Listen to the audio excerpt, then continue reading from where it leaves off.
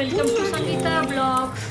তো এটা আমার ফার্স্ট ব্লগ, তো তোমরা প্লিজ ক্ষমা করবে যদি কিছু ভুল হয়ে থাকে, তাহলে প্লিজ ক্ষমা করো।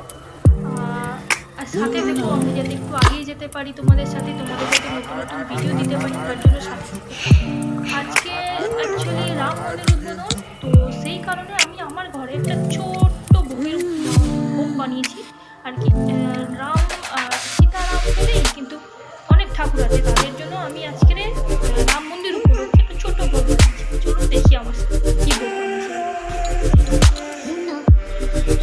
এই যে এটা হলো আমার বিষ্ণু ভগবান বিষ্ণুজি, তার জন্য আমি বানিয়েছি ক্ষীর পুরি বানিয়েছি।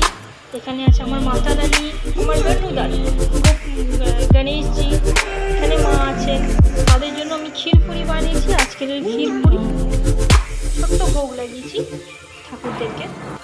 তো এরকম নতুন নতুন ভিডিও দেখার